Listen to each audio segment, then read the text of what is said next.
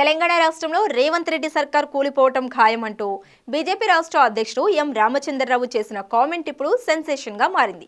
కాంగ్రెస్ పార్టీలోని అంతర్గత కుమ్ములాటల వల్ల ప్రభుత్వంలో జరుగుతున్న అవినీతి వలన రేవంత్ రెడ్డి సర్కార్ కుప్పకూలనుందని రామచంద్రరావు జోష్యం చెబుతున్నారు.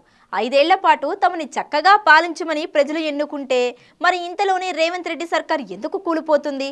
అందుకు రామచంద్రరావు చెబుతున్న కారణాలేంటి? ఆయన చెప్పే కారణాలన్నీ కరెక్టేనా? పొలిటికల్ మైలేజ్ కోసం చెప్తున్నారా? ఈ విషయాలన్నీ ఇప్పుడు తెలుసుకుందాం.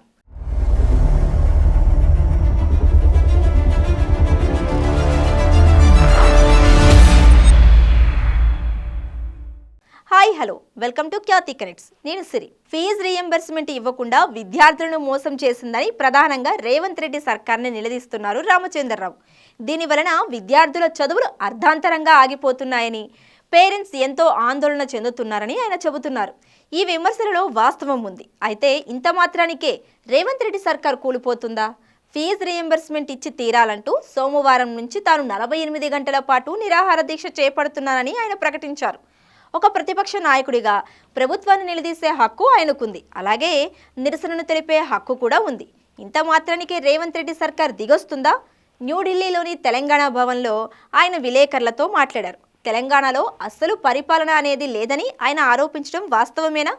బీఆర్ఎస్ పాలనలో 10 నుంచి 15% కమిషన్ ఉంటే ఇప్పుడు కాంగ్రెస్ పాలనలో ఏకంగా 30% కమిషన్ తీసుకుంటున్నారని ఆయన తీవ్రమైన ఆరోపణలు చేశారు. రియల్ ఎస్టేట్ రంగాన్ని, బిల్డర్లను 22A నిబంధనతో భయపెట్టి భారీగా దోపిడీ చేస్తున్నారన్నారు.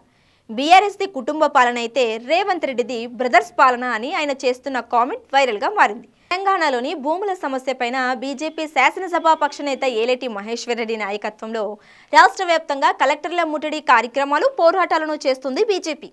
దీనిపైన ప్రజల నుంచి ఆశించినంత స్థాయిలో రెస్పాన్స్ అయితే రాలేదు. అలాగని భూముల సమస్య లేదని కాదు. ఎందుకనో బీజేపీ నిర్వహిస్తున్న పోరాటాలపైన ప్రజలు పెద్దగా స్పందించడం లేదు. రాహుల్ గాంధీకి దమ్ముంటే హైదరాబాద్ వచ్చి చాత్రూంకి గుంజు కార్యక్రమాన్ని చేపట్టాలని రామచంద్రరావు చేసిన ఛాలెంజ్ను రాహుల్ గాంధీ స్వీకరిస్తారా? ఇదైతే జరిగే పని కాదు. కానీ అలాంటి ఛాలెంజ్లు నాయకులు చేస్తూనే ఉంటారు. ఈ సందర్భంగా ఆయన హైదరాబాద్లోని బీజేపీ పార్టీ ఆఫీసు ప్రిమిసిస్లో సోమవారం నుంచి తాను చేపట్టబోయే నిరాహార దీక్ష గురించి చెప్పారు.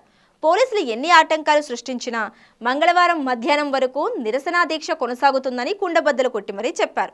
ఆయన చెప్పిన వివరాల ప్రకారం గత బీఆర్ఎస్ ప్రభుత్వం 8,000 కోట్లు బాకీ పెడితే ప్రస్తుత కాంగ్రెస్ ప్రభుత్వం మరో 4,000 కోట్లు అదనంగా ఫీజు రీఎంబర్స్మెంట్ బాకీ పెట్టింది. 20 లక్షల మంది విద్యార్థుల భవిష్యత్తు నాశనం అవుతుంది. హైకోర్టు చివాట్లు పెడితే రాబోయే విద్యా సంవత్సరానికి అడ్వాన్స్గా 2,000 కోట్లు ఇస్తానని చెప్పి ఇంతవరకు పైసా ఇవ్వలేదు. ఇవి రామచంద్రరావు ఆరోపణలు. ఆయన చెప్పినట్లు రేవంత్ రెడ్డి సర్కార్ కూలిపోతుందా? జంతర్ మంతర్లో జంజీ ఉద్యమించిన రేంజ్లో తెలంగాణలో ఎక్కడికక్కడ విద్యార్థులు ఉద్యమిస్తే అది సాధ్యమే. కానీ ఆ సిచ్యువేషన్ కనిపించడం లేదు. ఈ ఉద్యమం కేవలం బీజేపీ మాత్రమే చేస్తున్న ఉద్యమం. దీనిని ఒక పొలిటికల్ గేమ్ గానే ప్రజలు చూస్తున్నారు. అందుచేత ఫైనల్ గా చెప్పవచ్చేది ఏంటంటే తెలంగాణలో రేవంత్ రెడ్డి సర్కార్ కూలిపోయే ప్రసక్తే లేదు.